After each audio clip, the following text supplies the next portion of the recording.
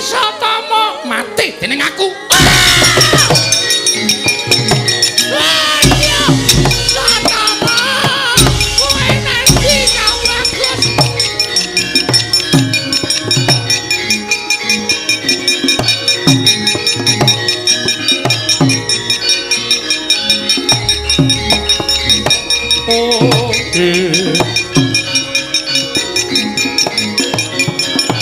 Nadyan pinulasara dening Sang Trusna Jemena parandene datan Graita tuwin datan ngraosaken Begawan Durna amung ajele-jele angularing ing putra nggih Bambang Swatama. Satama kowe nanti Cak Bagus. Satama kowe aja mati ya Le. Kowe aja mati Swatama tugel gulumu. Satama Satama mati.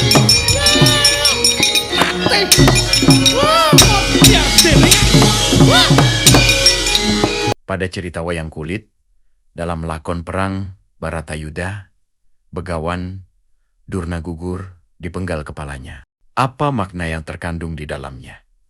Kita hayati bersama, dan kesimpulan di akhir video.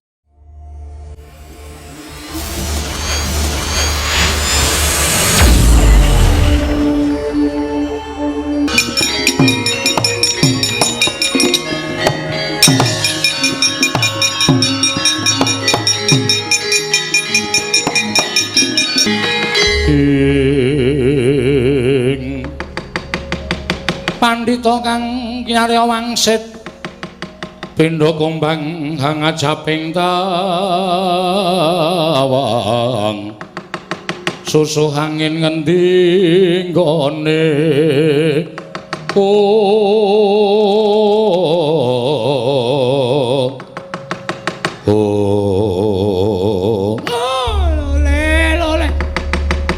jebul tanggaping Sasmita anak Prabu Ndarawati menika dadi pujangganing para Pandhawa. Bareng krungu yen to Begawan Durna kemajo ning pabaratan, anakku lanang Madukara Janaka ingkang didadekke senopati. Ora jeneng mokal kabeh, jemparing ingkang wis tak umbulake ditatas pedhot kabeh dening Janaka. Ya. Lah kok iki ora pangling. Iki kaya Nalendreng Pancala, Drupada, Sucitra. Oh, iki tunggal guru karo Kumbayana. Iki dadi pancatan nggonku males ngudi tuwa lara wirang nalika kowe sia-sia karo Kumbayana. Sucitra kowe ora weruh karo aku. Tampanana pusakaku laring badak tak umbulake ning antariksa ora sirna Margalayu. Aja dundang Begawan Durna parak.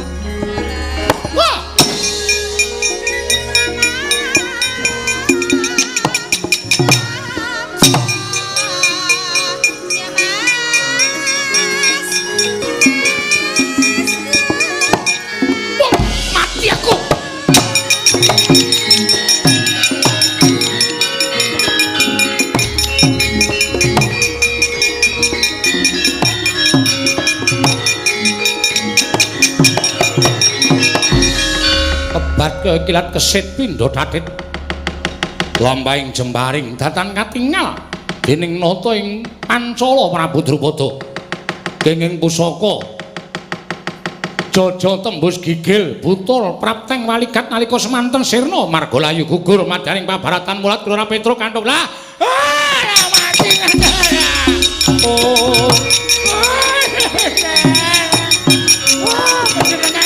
maju barang yang ngomong.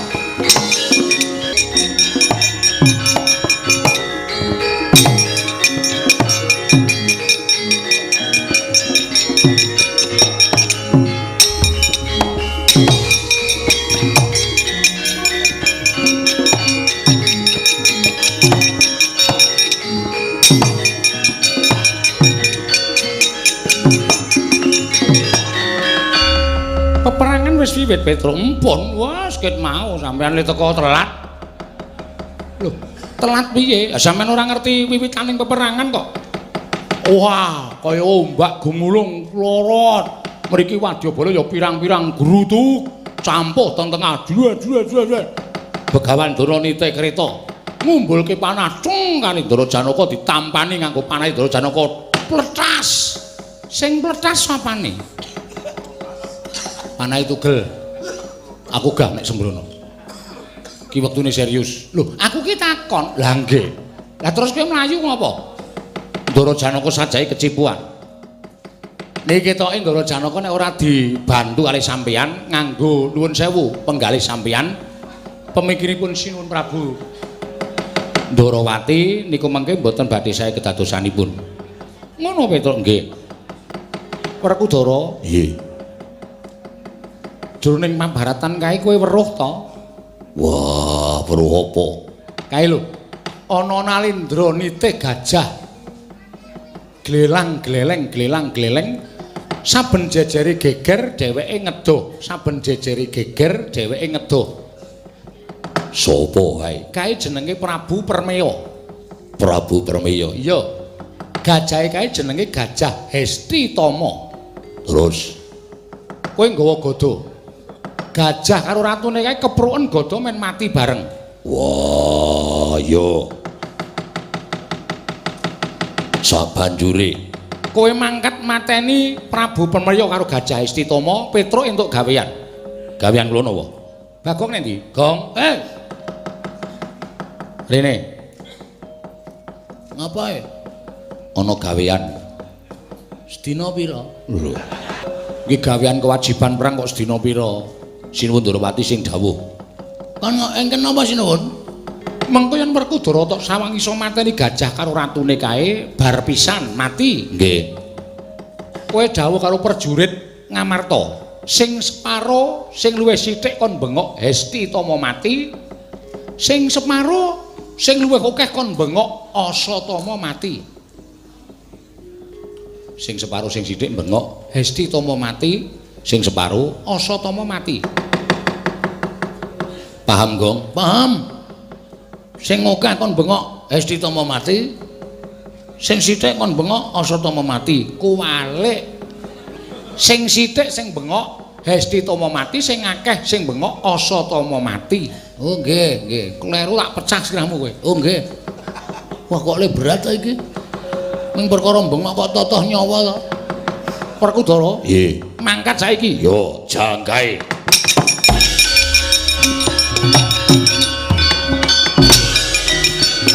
Ayo Petruk nggih. Yo Gong yo.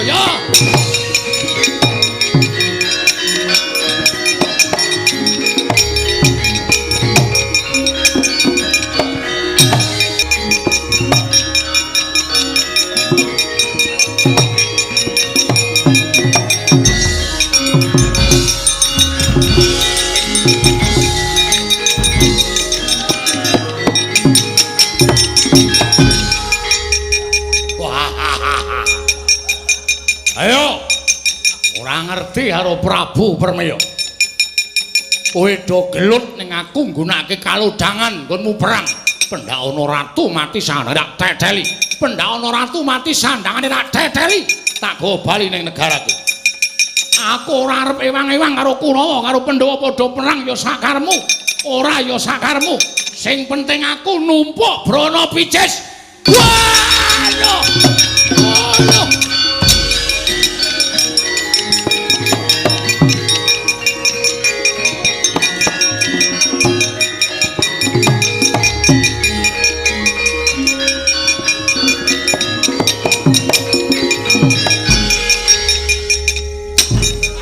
Wis. Niki lagi arep muni.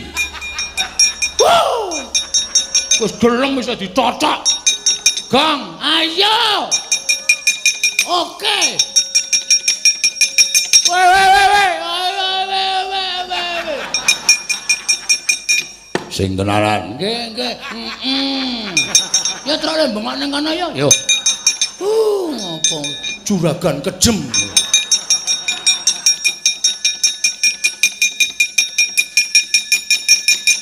Asatama mati, Asatama mati. Estitama mati. Meninggal tadi pagi. Dikebumikan di Kuncen. Iki ngopo iki, Gong? Oh, ndoro werku doro rene. Tak tendang lho, Tru. Ngundang ora tekan. Asatama mati, Estitama mati. Asatama mati, Esti mati. Asatama mati, Esti mati. Yakin Estitama mati, Asatama mati. Estitama mati, Asatama mati. Estitama mati, Asatama mati. Estitama mati. Asatama mati.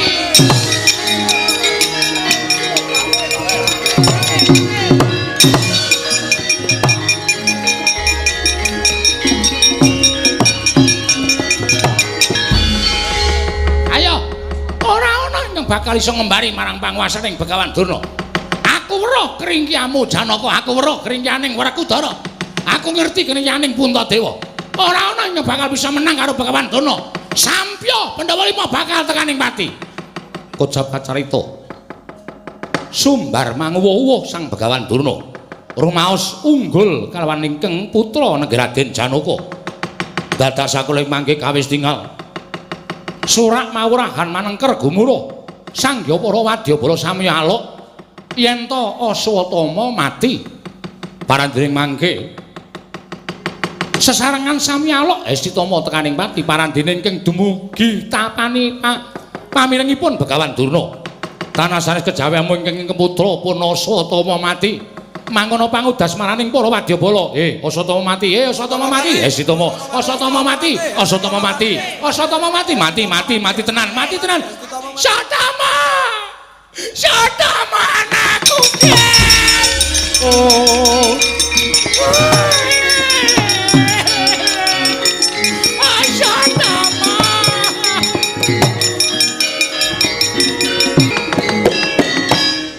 Satama!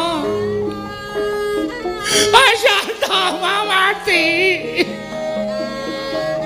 Kowe anakku gen! Kowe kayaku siji-sijine. Begawan Durna tangeh tumindak kaya ngene. Yen ora goleke kamukten karo kowe Satama. Satama. Kowe mati li.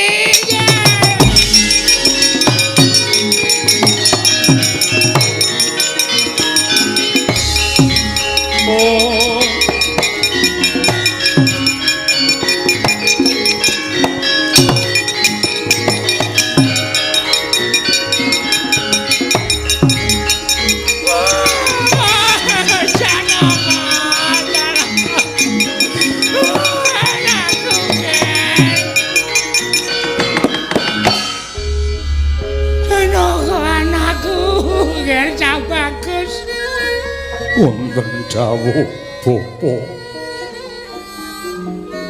Kowe wong bagus.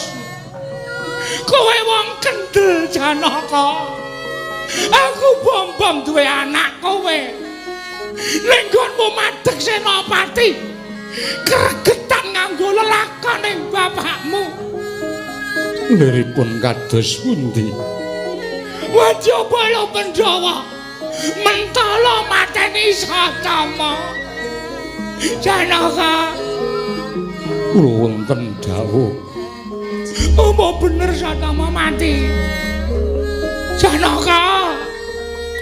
Apa bener Satama mati, Janaka? Janaka. Apa bener Satama mati? Inggih kasinggihan mekaten Bapa. Satama!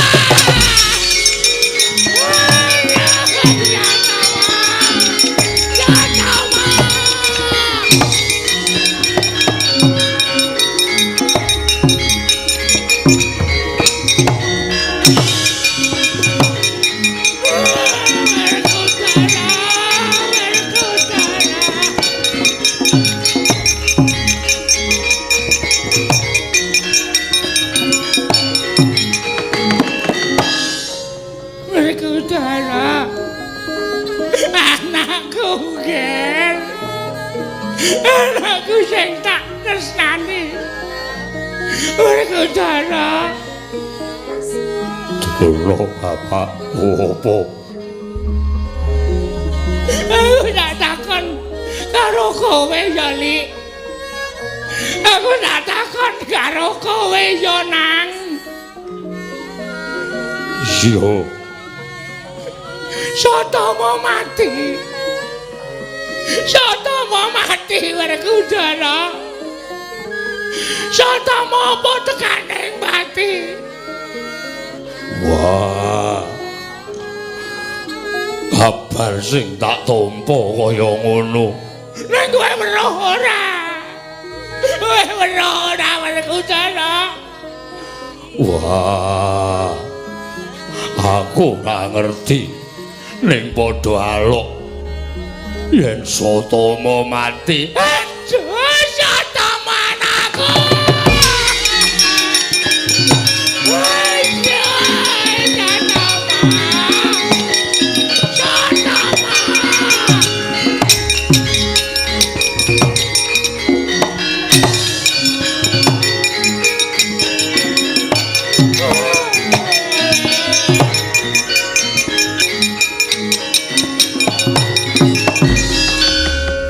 Satomo, kowe tekaning mati. Oh, Janaka, kowe ya wis. Aku pengen mbuktekke nyatane kowe ngandhake yen Satomo mati. Werkudara tak takoni, jarine ya krungu kabar ning ora ngerti kahanan sanyatane. Satomo, kowe nanti to, Ger? Oh, bapakmu kaya ngene, anak Prabu Puntadewa. Panjenengan Alendra ingkang boten nate goro, Ger. Satomo wonten pundi? Satomo menapa pejah, Ger? Oh.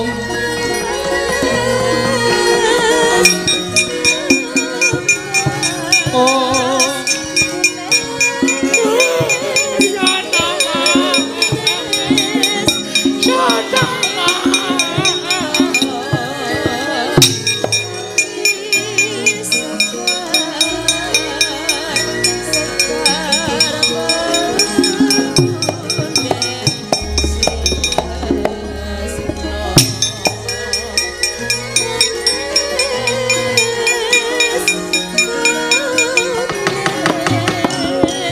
Ucap kacarita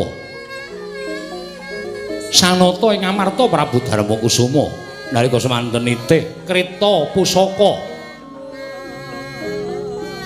kacarita kreta pusakaning Sanata Puntadewa eling-eling Nalendra ingkang datan nate tumindak dosa mila sakilan wonten saknginggiling Siti utawi Bantala kaya ngambah Dirgantara dene Dyanata ing Amarta Prabu Darmakusuma mulat sawanipun Begawan Durna gandya lampah sesedokan wonten ngersanipun ingkang putra nggih Sang Prabu Darmakusuma dadi gumaregel penggaling Sang Nata Prabu Yudhistira wau.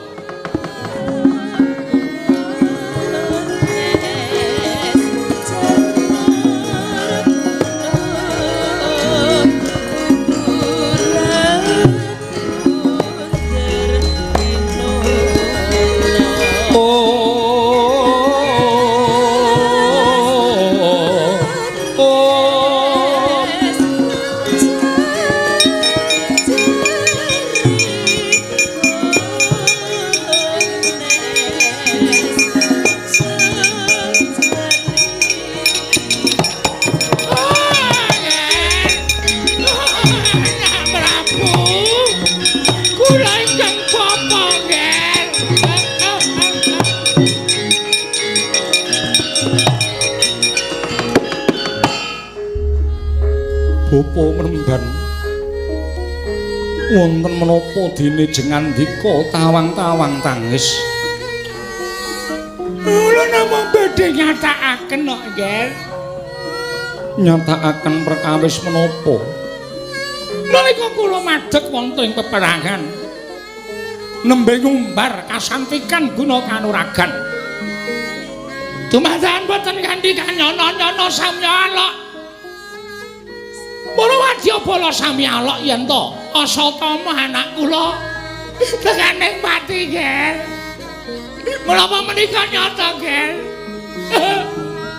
Panjenengan menika nalendra ingkang boten nate klepetan dedosan. Panjenengan nalendra ingkang boten nate tumindak dosa. Menapa inggih leres mekaten nggih? Inggih Bapa. Namung sak ngertos kula. Ingkang pejah menika wujudipun Hesti Tama Bapa Penemban Kacarita. Nalika semanten Sang Nata Prabu Darma Kusuma paring pangandikan bilih ingkang pejah Gajah Hesti Tama parandene Begawan Durna saka bingung bali wuring budaya. Kirang cetha panampinipun sinengga anyebat nami ingkang putra Aswatama saknalika dawah kalenggak kalianing jagat gaweaning para dewa kreta pusakaning Sang Prabu Darma Kusuma ingkang sekawit sakilan wonten saknginggiling Bantala dadi anjlok wonten ing Bantala kacena bilih nandhang dosa sepisan wonten ing alam donya. Asatama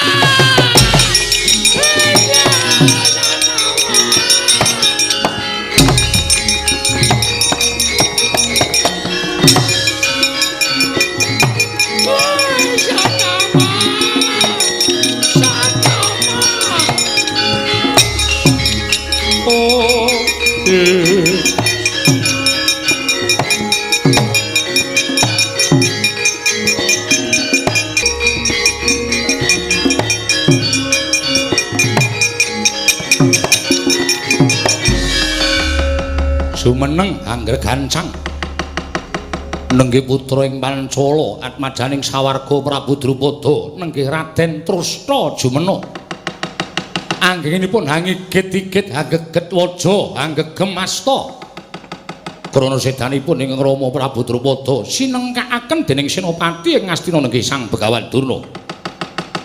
Nalika semanten mulat Sang Tapa Begawan Durna wis datan nggadahi kekiyatan amung bengok-bengok sarwi amuwun kados dene lare alit wonten tengahing Tegal Kurukasetra ing Ciptarsa jumangkah anugel jangganing Sang Begawan Durna parandening mangke boten wonten kaprawiran ingkang kinarya anyurung kemanening Sang Trusna Jemena keparenging Jawata gayaning para Jawata ingkang nganglang jagat nenggih sukmaning Bambang Ekalaya sigra manjing angganing Sang Trusna Jemena wae.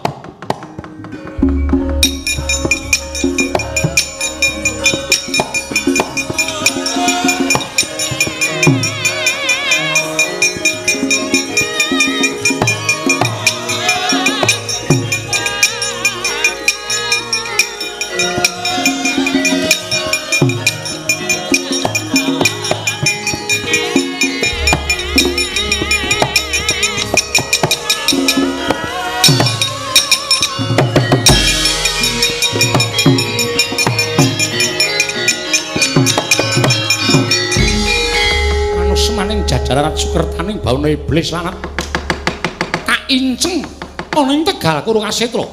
Saiki kelakon penjangkaku Begawan Durna. Kowe nyedani wong tuaku Kanjeng Rama Drupada. Utang nyawa, nyaur nyawa utang getih, nyaur getih.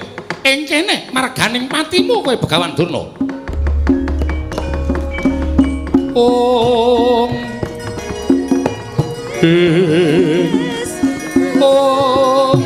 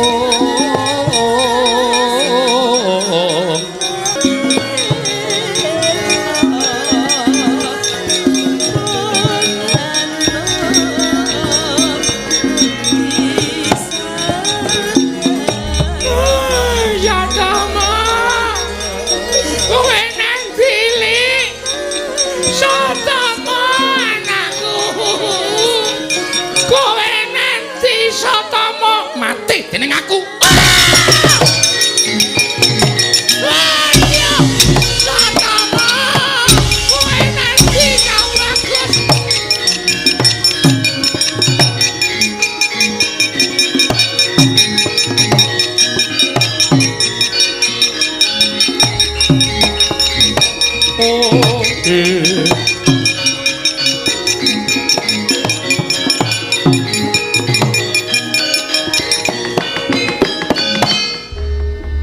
pinulasara dening Sang Trusna Jemena parandene datan Graita tuwin datan ngraosaken Begawan Durna amung ajele-jele angularing ing putra nggih Bambang Swatama. Swatama, kowe nendi Cak Bagus? Swatama, kowe aja mati ya Le. Kowe aja mati Swatama, tugel gulumu. Swatama. Swatama. Mati. Wah, biar sini. Wah.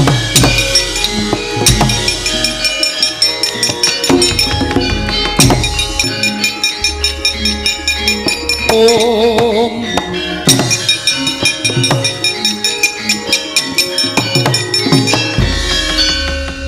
Surak mawurahan manengker gumuruk samya alok yen to Begawan Durna gugur madyaning pabaratan sinabet curiga jangganing dening Sang Trusna Jemena tugel tel mestaka dienggo bal-balan dipun soraki sangganing para wadyabala sak Tegal Kuru Kasetra nglumpruk tanpa daya Sang Duryudana. Bapa Durna. Oh. Bapa Durna.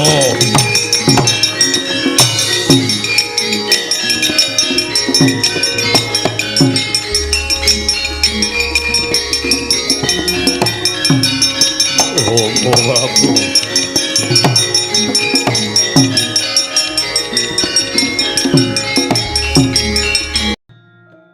Pernahkah terfikirkan kenapa gugurnya Begawan Durna dipenggal kepalanya? Apa makna yang terkandung? Gugurnya Begawan Durna dipenggal kepalanya sebagai gambaran bahwasanya dalam menyadari pribadi menjalani kehidupan tidak dikendalikan oleh pikiran, namun hatilah yang mengendalikan pikiran. Karena pikiran mengedepankan keakuan, kesombongan, keserakahan. Namun hati merupakan peranan rasa, sehingga sikap cinta kasih, welas asih menjadi dominan sebagai perilaku kehidupan.